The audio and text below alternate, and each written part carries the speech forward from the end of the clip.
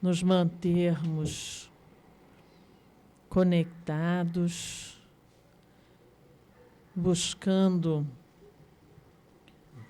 sentir em nossos corações esse convite que o Mestre faz a todos. Que nós possamos aproveitar esses momentos aqui reunidos para dilatarmos mais nossa compreensão, ampliarmos nossa audição e nos dispormos a abrirmos nossos caminhos, aceitando o convite do Mestre, indo em frente. Jesus amigo, pedimos então nessa hora a sua permissão e dessa equipe espiritual amorosa que sustenta todos nós nessa reunião, para assim também envolvermos o querido André Marinho, que ele possa ser inspirado, que suas palavras caiam em profundidade em nosso sentimento, em nosso entendimento. Vamos então dar continuidade a esta reunião das 19 horas. Que assim possa ser. Bem-vindo, André. Obrigado. É até a hora normal, né? Oi? Até às 7h45, né? Isso, não, 50. Ah, tá. Bom, boa noite a todos. Prazer estar aqui novamente. É a primeira palestra que eu faço, não vou dizer pós-pandemia, né? Mas presencialmente, que é só live. Então, estou muito satisfeito de estar aqui na nossa casa, reabrindo, encontrando amigos, companheiros de tantas épocas aqui de nossa casa, de nossos estudos. E depois de ter escutado o preparo do Márlio, eu fico muito feliz, porque Márlio foi um dos meus primeiros professores aqui na casa, quando eu ainda era muito jovenzinho, e lembrou uma passagem tão bonita de Jesus, né? Tão séria e tão importante, e que lembrou muito bem. Os discípulos foram indo embora, um até falou para Jesus: duro é o teu discurso, né?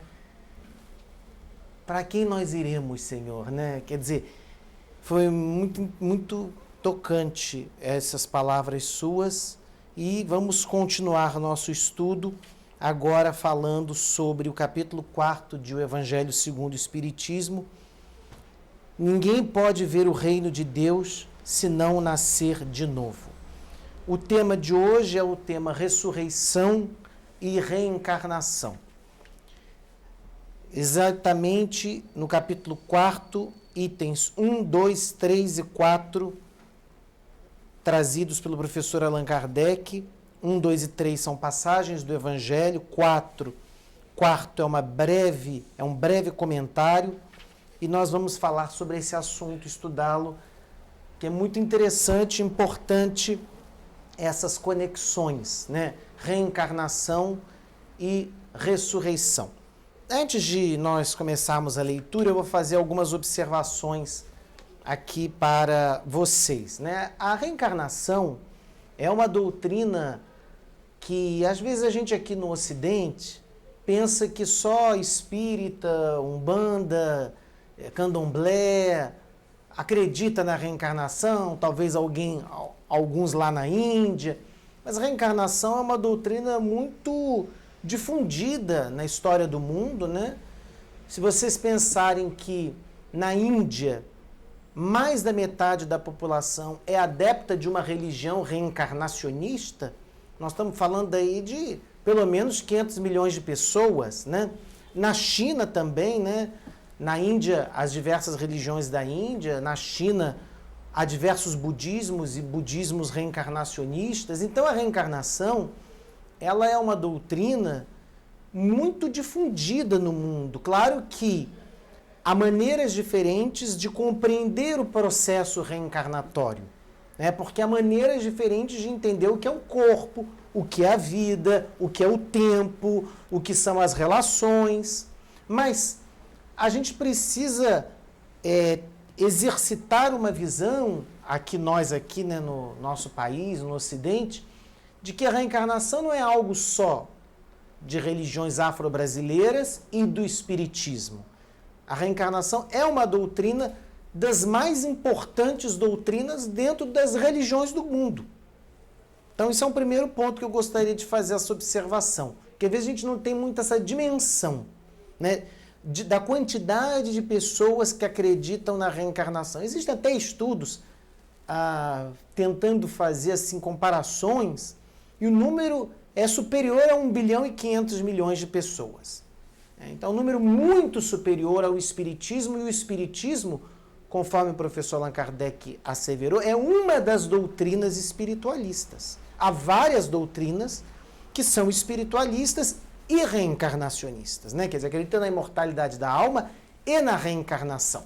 Dito isso, na época de Jesus, também se acreditava na reencarnação. Isso é importante, porque na época de Jesus já existia o budismo, que é de 400 anos antes, né? Já existiam as religiões da Índia. Eles não tinham muito contato ali onde Jesus vivia. Mas só para dizer que essas doutrinas, elas existiam e elas estavam espalhadas no mundo. Mas na época de Jesus, especificamente, no século I, havia sim um grupo que acreditava na reencarnação, porque era um grupo que tinha sido influenciado pelos gregos. Os gregos acreditavam na reencarnação. Sócrates, Platão, todos aqueles, eles tinham uma religião chamada orfismo. Era uma religião reencarnacionista. Isso está nos diálogos de Platão.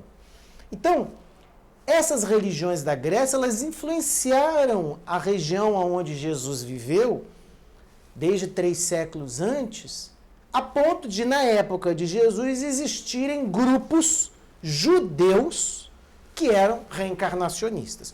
Um desses grupos mais importantes de reencarnacionistas estava dentro dos famosos fariseus. Não é que todos os fariseus acreditassem na reencarnação, mas havia alguns que acreditavam, uma parte acreditava, não se sabe quanto, porque é difícil quantificar isso, né, naturalmente, mas nós sabemos que uma parte dos fariseus acreditavam na reencarnação. Na época de Jesus, o judaísmo era uma religião muito dividida. Havia muitas visões diferentes de judaísmo, como tem no cristianismo, né? Protestantismo, igreja católica, igreja ortodoxa. O judaísmo também, embora fosse uma religião num território pequeno, mas havia muitas divisões. Tinha os fariseus, tinha os saduceus, tinha os essênios, tinha os zelotas. Quer dizer, misturava também política, misturava visão sobre o Estado de Israel, misturava tudo isso. E dentre esse grupo dos fariseus, ali dentro havia uma parte que acreditava na reencarnação.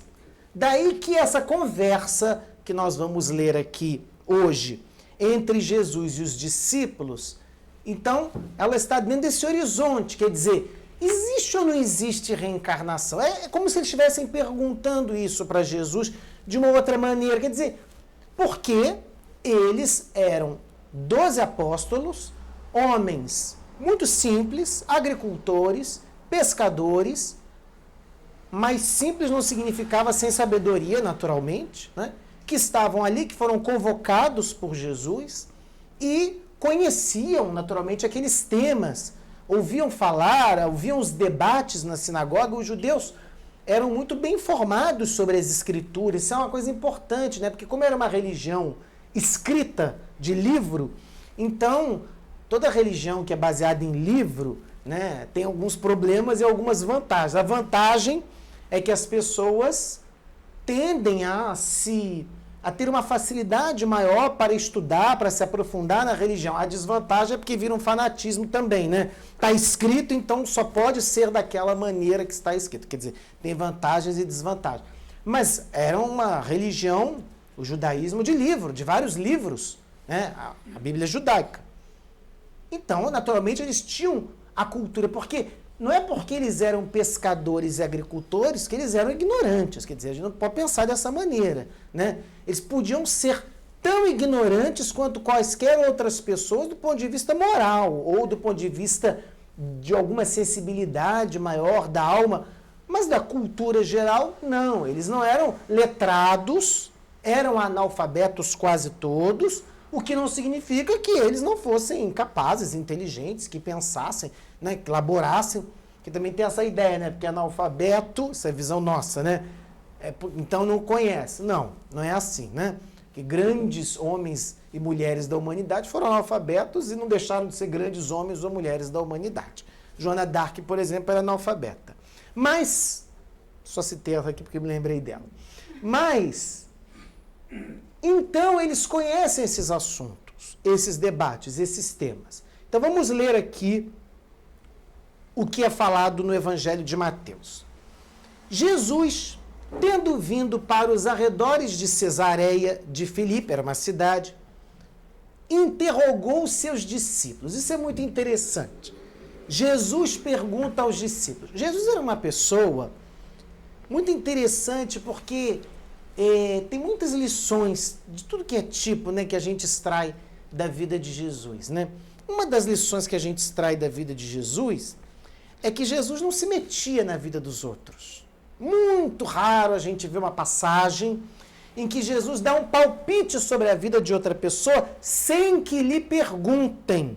Podem reparar. Na maioria das vezes, quando ele pronuncia alguma coisa, é porque ele indagam, é porque ele pergunta, então ele se manifesta. Mas, de um modo geral, ele era muito comedido com as opiniões, as manifestações dele públicas. Por incrível que pareça, mas era. E também eu fico pensando, né, o quanto Jesus não calou-se diante de tudo que ele via. Quer dizer, se ele falou 2% ou 1% de tudo que ele percebia, acho que nem 1%, né? Porque isso é também a sabedoria do mestre, né? De perceber e ficar em silêncio, de perceber e entender também que às vezes, a gente está vivendo isso no nosso país, né? Às vezes não é pelo convencimento teórico que você vai atingir o outro, né? Não é porque você tem uma retórica melhor ou escolhe palavras mais adequadas que você também vai alcançar um tal ou qual raciocínio. Existe toda uma pedagogia que a gente faz no tempo, na vida, na história, há processos. Tem coisas que a gente só aprende tendo vivido, tendo experimentado, tendo percebido. Quer dizer, não adianta falar, né? Eu acho que a gente se assemelha, assim, do ponto de vista espiritual, muito a uma criança mesmo, pequena. Não é criança de 10 anos, não, é menor. De 3 anos, 4. Ela entende as broncas, ela entende alguma coisa que você fala, obviamente, ela capta, ela percebe, ela entende, mas o entendimento dela é muito limitado, porque a percepção do mundo dela é muito limitada, a experiência de vida dela, fora daquele núcleozinho que ela está relacionada, é muito limitada. Então, acho que a gente tem um pouco dessa relação, a gente é muito criança espiritual e, Marlio falou a coisa da miopia, né? Muito difícil a gente perceber para além do que está lhe dado como óbvio, quer dizer, a gente não tem nem esse exercício culturalmente falando, né? A gente busca esse exercício, mas de um modo geral a gente não tem. Então, quantas vezes na nossa vida a gente faz juízo sobre uma pessoa e 20 anos depois, 30 anos depois, a gente pensa que era uma bobagem aquele nosso juízo. Como isso acontece, né? Como aquela pessoa era diferente daquilo que a gente imaginava, ou como ela se tornou diferente daquilo que a gente imaginava. Isso é o tempo todo na nossa vida. Quer dizer, quem não é assim tem que desconfiar. Porque tá estranha a pessoa. Porque se a pessoa acha que a voz dela é a única e soberana verdade, peremptoriamente, ao longo de décadas, ela tem que desconfiar e aí convém buscar ajuda de todos os tipos que for possível. Mas, isso tudo estou dizendo porque Jesus, ele forçava, mas não tanto, vamos assim dizer, né? Quer dizer, ele nos empurra para perceber algumas coisas, mas dentro de limites. Isso é muito interessante. Como ele conduz as coisas, com que delicadeza, né? Ele podia, muito bem, desde o começo da missão dele, falar uma série de verdades para aqueles apóstolos, uma série de fraquezas que ele percebia naqueles homens, mas era preciso que aqueles homens vivessem aqueles processos, seja depois, né, da traição, da negação, do abandono, da covardia, do medo, da angústia, da ansiedade. Era preciso que eles vivessem para eles perceberem uma série de referências que Jesus havia lhes dito, lhes havia ensinado, lhes havia passado. Então Jesus faz uma pergunta para os apóstolos, os discípulos. Diz assim: quem dizem os homens que eu sou? Essa é uma frase maravilhosa, né? Quem os homens que vocês estão encontrando aí por aí nas ruas dizem que eu sou? É interessante que ele está perguntando: o que falam de mim? Quem falam que eu sou? O que vocês escutam sobre mim? E na verdade Jesus talvez não quisesse saber tanto para se autoafirmar, obviamente, mas ele queria entender, talvez, o que aqueles apóstolos estavam ali para responder, o que eles responderiam que Jesus era, como que eles se portariam diante dessa pergunta, né? Uma pessoa te puxa, por exemplo, e diz: quem você acha que eu sou? Como é que você lida com essa resposta? O que você fala? Né? Se alguém te pega e fala: quem que você acha que eu sou? Você fala o quê? Como que você trata isso? É o que Jesus pergunta para eles. Quem dizem os homens que eu sou? E os discípulos lhe responderam. Aí vai entrar a reencarnação. Uns afirmam que és João Batista. Lembre que João Batista havia morrido, havia sido decapitado. João Batista, a qual alguns dos discípulos tiveram relação, contato. João Batista, que de certa maneira foi um iniciador público de Jesus. João Batista era uma referência e era um homem que representava, tinha morrido há um ano atrás, há meses atrás, de uma maneira violenta e perseguido. Quer dizer, uns dizem que és João Batista. Como pode Jesus ser João Batista? Se João Batista tinha morrido há um ano atrás.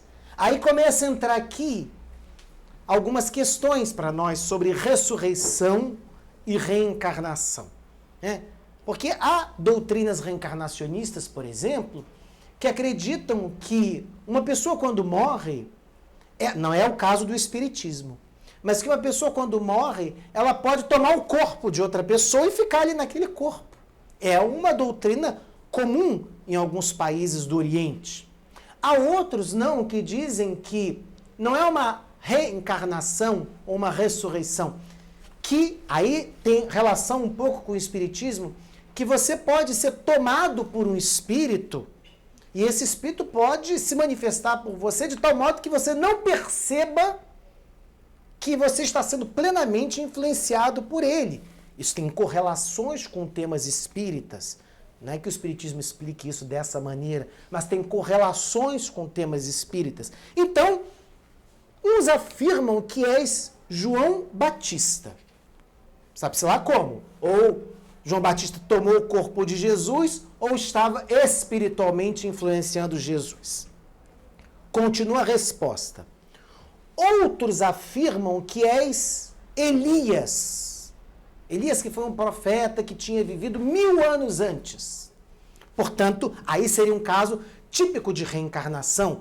Jesus seria a reencarnação do profeta Elias. Então, vocês vejam como estava popularizada a reencarnação. Porque uns dizem que é João Batista, que acabou de morrer. Quer dizer, esse conceito de reencarnação um pouco confuso para nós hoje. Outros que és Elias. Outros que és Jeremias, que foi um grande profeta, um maravilhoso profeta, ou alguns dos profetas. Quer dizer, o fato é que acreditavam que Jesus não era só Jesus. Isso aqui eu acho que é importante. Acreditavam que Jesus tinha sido alguém em outras vidas. Ou que Jesus era, de certa maneira, influenciado pelos grandes da religião tradicional. João Batista, Elias, Jeremias. Simão Pedro, tomando a palavra, que Simão Pedro tinha uma personalidade muito interessante, né? Ele era muito arrojado, ele era muito apaixonado e passional também. Então ele toma a palavra várias vezes durante Jesus no horto, ele também toma a palavra, e outras cenas, como inclusive a que Marlio citou para nós aqui no começo. Simão Pedro, tomando a palavra, respondeu: Tu és o Cristo, o Filho do Deus vivo. Então é interessante que a resposta dele é outro assunto, né? Quando está todo mundo falando, você é a reencarnação de fulano, de Beltrano, de Cicrano, Pedro vai numa resposta mais profunda do que essa, né? Pedro responde quem Jesus é, na visão de Pedro. Não é quem ele foi ou quem ele é reencarnado. Quem é o ser dele. Isso é interessante, porque nós somos o nosso nome aqui agora temporariamente, mas nós não somos só isso, né? Eu me chamo André Marinho, mas isso não é o que eu sou, isso é uma parte do que eu sou, né? Eu tenho o gênero tal, mas isso é uma parte do gênero que eu tenho, porque o espírito, qual é o gênero do espírito, qual é a realidade do espírito, qual é a relação do espírito, né? Qual é a idade do espírito que eu, André Marinho, tenho hoje? O espírito está para além dessas classificações. Embora, quanto mais inferior seja o espírito, mais identificado ele é com tudo isso, né? Mais ele acredita. Eu sou André, eu sou professor, eu sou, né, homem, eu sou mulher, eu sou... Ele fica identificado com isso. Mas nós não somos isso, nós estamos nessas limitações inevitáveis do corpo físico, porque nós não podemos ser tudo dentro dessa realidade material que nós temos. Dentro dessa realidade material há uma limitação, né? É verdade que eu sou brasileiro, isso não dá para negar, né? É verdade que eu falo português desde que eu nasci, isso também não tem como refazer, né? Embora eu possa também esquecer o português. Tem gente que esquece, né? Depois vai morar em outro lugar, passa anos, acaba que perde. Quer dizer, isso tudo vai mostrando pra gente que a gente não é uma coisa. A gente está numa posição. E aí é interessante porque as respostas anteriores eram essas. Você é Jeremias. Quer dizer, você está limitando. Você é a reencarnação de Elias. Você é de João Batista. Mas Pedro diz outra coisa. Pedro diz: Tu és o Cristo. O Cristo já é outro grau e outro assunto. O Cristo é um representante divino, vamos dizer assim. O Cristo é aquele que tem a missão de vir redimir esse mundo. A Igreja Católica usa até essa expressão, né? Redimir no sentido de trazer a possibilidade de redenção para esse mundo. Tu és o Cristo. Ele usa a expressão muito bonita. O Filho do Deus vivo. Porque os judeus tinham essa visão, né? Que Deus era um ser vivo. Não é ser de barba, necessariamente, como a gente vê na Igreja Católica medieval, né? É um ser vivo. Deus não é uma matemática. Deus não é uma equação de leis. Deus não é um código penal ou um código constitucional. Deus não é um genoma. Deus não é uma luz. Deus é mais do que isso, para os judeus do século I. Deus é um ser vivo. Não é ser humano vivo. É ser vivo. Quer dizer, Deus tem a vitalidade de todas as coisas. Nesse sentido. Então ele diz: Tu és o Cristo, o Filho do Deus vivo. Ai, meu Deus, 7h35. E Jesus falou: Bem-aventurado és Simão, filho de Jonas, porque não foi a carne nem o sangue que te revelaram isso, mas meu Pai que está nos céus. Bom, não vou nem entrar nesse assunto dessa revelação, que aí vai até 9h20. Só quero mostrar para vocês aqui nesse trecho que é interessante porque, embora a gente esteja falando de reencarnação e ressurreição, Jesus gosta da resposta e admira a resposta que está falando sobre o ser e não sobre a conjuntura. Ele está falando sobre a realidade integral do indivíduo, né? Do caso dele mesmo. Né? Tu és o Cristo, Filho de Deus vivo. E não as rotulações, ou nomenclaturas, ou delimitações que possa existir. Como isso é difícil, né? Para nós vermos o outro como um ser para além da rotulação, né? Que a gente estabelece. Rotulação social, agora nós estamos numa época, rotulação política, né? Fulano é só isso, fulano é só aquilo, fulano é 100% fechado com fulano ou com cicrano. Quer dizer, é isso mesmo?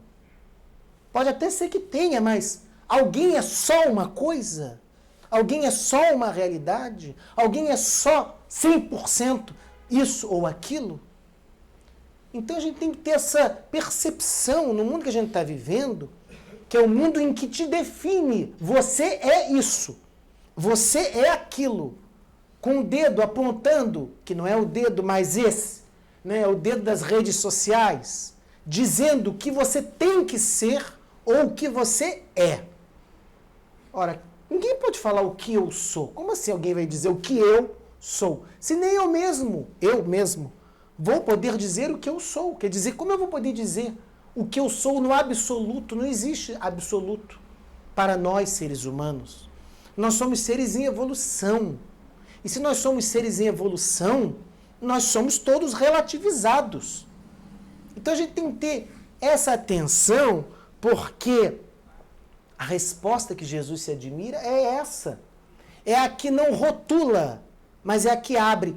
E se nós tivéssemos essa capacidade, ou buscássemos exercitar essa capacidade, e esse é o objetivo, naturalmente, de qualquer espírita cristão, esse é o objetivo, perceber mais além. O não julgueis para não ser de julgados, que Jesus ensina, não é um ato moralista de Jesus, dizendo que é feio falar mal dos outros. Não é isso.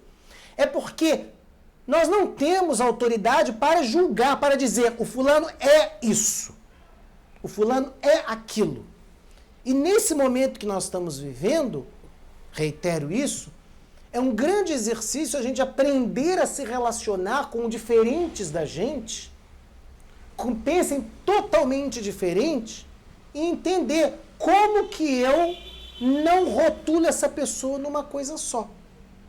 Quanto mais a gente ama uma pessoa, de um modo geral, né, mais a gente tem essa capacidade, né?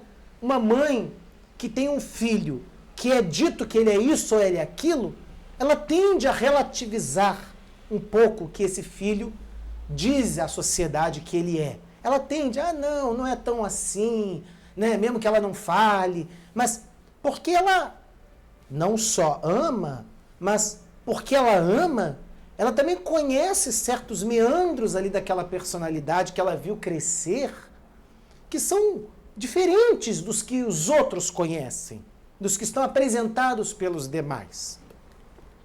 Continuando, porque falta só poucos minutos para acabar e eu tenho muita coisa para falar ainda aqui. Continuando no item 3, que também é ótimo esse item. Já pulei o 2, vocês viram que não dá tempo. Jesus, depois das transfigurações, seus discípulos interrogaram. Aí são os discípulos interrogando a Jesus. Por que, mestre, dizem os escribas que é preciso que Elias, o que morreu há 1000 anos, venha primeiro para o mundo se refazer, né? Para entrar uma nova era e tudo? Por quê? Aí volta a questão, reencarnação. Por que Elias tem que voltar? Jesus respondeu, é verdade que Elias deve vir, e restabelecer todas as coisas. Quer dizer, o que é restabelecer todas as coisas, né? Elias deve trazer as verdades espirituais que estavam esquecidas, ou que por outros interesses, ou pelo tempo, enfim, foram abandonadas. Elias, quando voltar, Elias vai trazer isso novamente. Porque é do espírito de Elias. Nós estamos chamando de Elias, mas o Espírito, vocês sabem, não é só Elias. Então, se esse Espírito, quando ele volta, quando ele vem, ele estabelece as coisas. Elias, quando existiu 1000 anos antes de Jesus, né, ele foi muito combativo, ele foi um profeta combativo, porque ele foi um grande denunciador dos erros que as autoridades religiosas estavam cometendo, ao dizer que aquelas autoridades estavam pervertendo os ensinos de Moisés.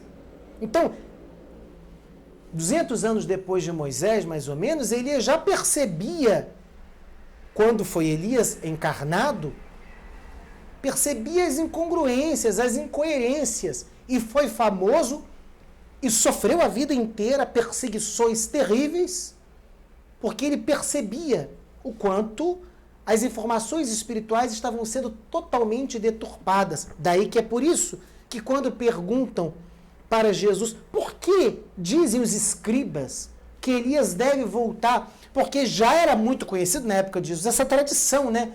Antes de entrarmos numa nova era, é preciso rever tudo o que está acontecendo. É preciso que venha alguém e aponte os dedos para que a gente enxergue o que a gente não está percebendo. E Jesus respondeu, é verdade que Elias deve vir e estabelecer e restabelecer todas as coisas, que é o que nós falamos. Mas eu vos declaro, então eu gosto dessa maneira também de Jesus, tem uma formalidade e é uma declaração, tem um ato quase jurídico nessa declaração. E eu vos declaro que Elias já veio e eles não o conheceram e o trataram como eles quiseram. Aí a crítica de Jesus, né? Quer dizer, Elias não só deve vir, como foi falado inicialmente, mas veja, ele já veio e ninguém percebeu. E o grave aqui não é saber que fulano é a reencarnação do cicrano. O grave aqui é que veio alguém restabeleceu e não perceberam. Isso aqui é o grave. Não é saber que foi a reencarnação. Quer dizer, como assim? Vem quem tem que restabelecer, esta pessoa restabeleceu e ninguém percebeu, ou quase ninguém percebeu, ou pouquíssimos perceberam, quiseram, se interessaram. Jesus tem uma passagem que repete o profeta Isaías.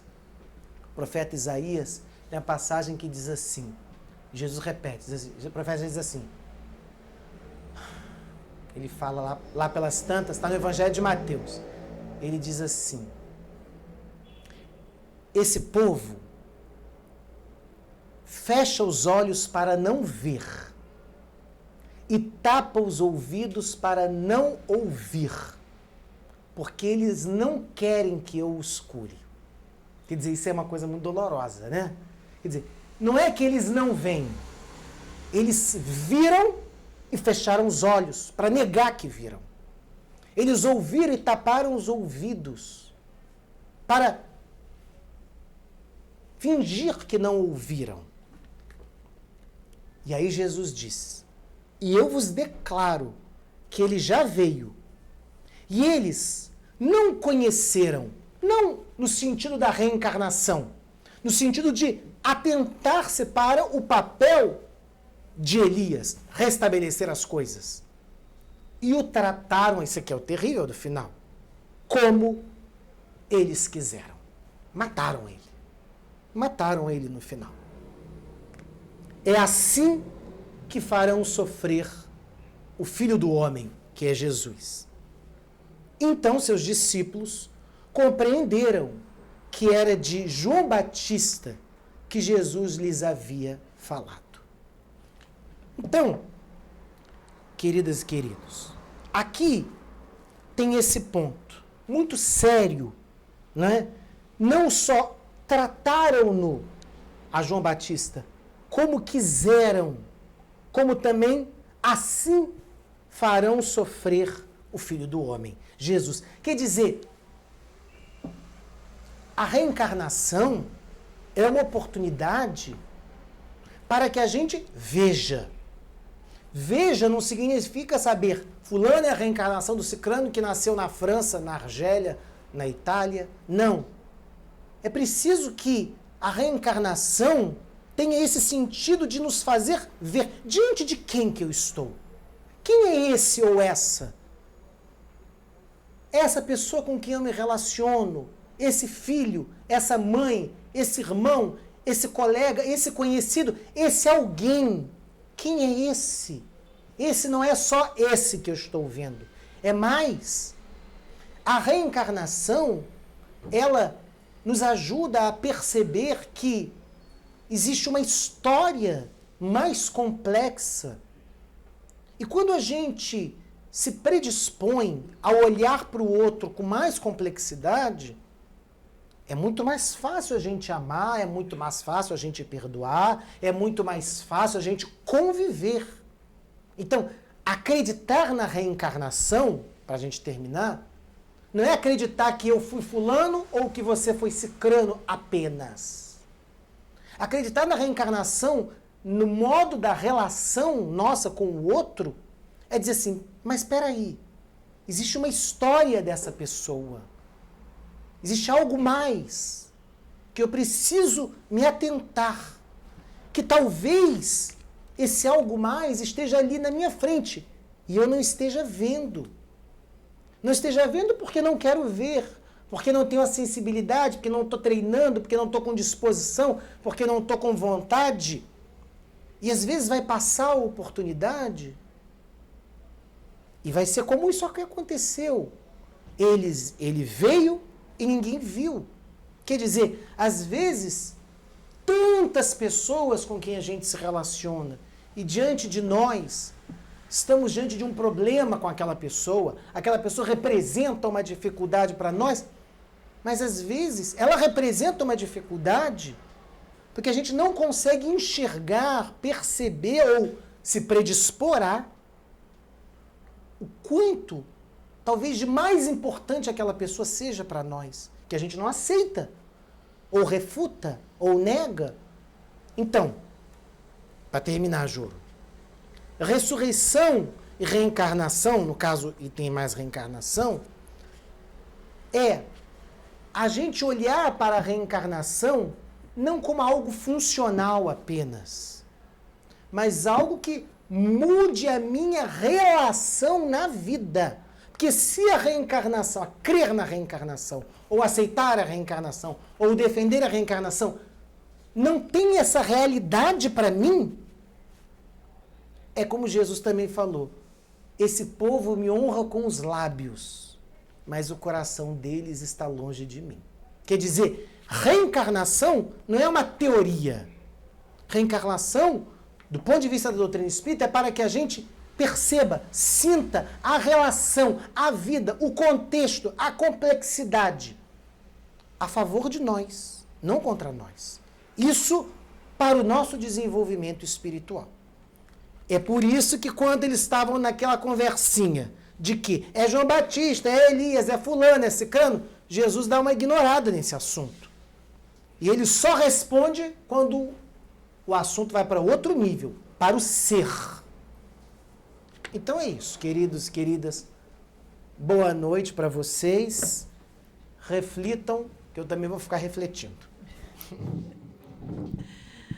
Obrigada, André, pelo material que nos faz olhar para dentro em profundidade. E vamos aproveitar esse momento do nosso passe, em que as luzes vão sendo apagadas, para nós exatamente podermos exercitar uma introspecção e absorvermos todos esses fluidos que a equipe espiritual provê nessa hora. Que Jesus nos abençoe, que nossos pensamentos possam buscar desse patamar de amor maior o nosso alimento tão necessário a essa nossa reformulação do viver. Que assim possa ser.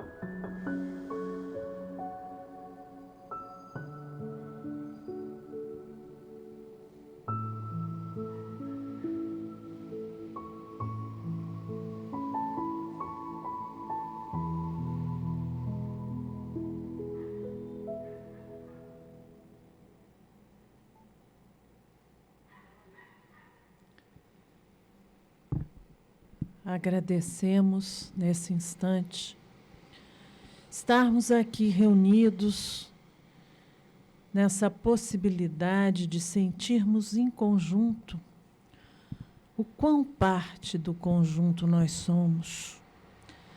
Que toda essa reflexão que nos faz perceber que nossa consciência é uma fração de um todo maior, que nós vimos construindo através dos milênios, que nós tenhamos hoje,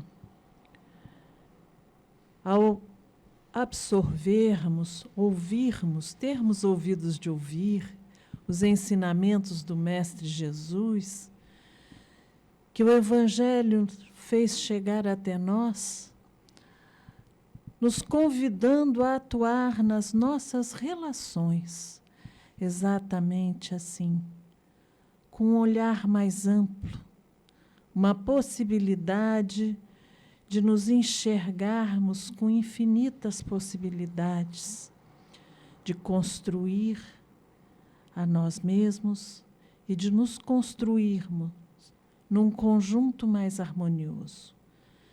Que aceitemos o convite do Mestre, que expandamos a nós mesmos, olhemos para dentro para nos percebermos maiores e olhemos para fora para nos percebermos juntos, unidos, iguais, todos nós nessa caminhada em que somos apoiados, envolvidos, abraçados, para exatamente crescermos e amadurecermos. Obrigada, Mestre, por tudo, pelo amor, pela amizade, pela possibilidade de irmos despertando o que ainda temos de melhor, e assim contribuindo naquilo que pudermos, para que todos nós possamos chegar juntos um dia. Graças por tudo. Mais uma vez, pedimos permissão a essa equipe amorosa para encerrarmos a nossa reunião desta noite.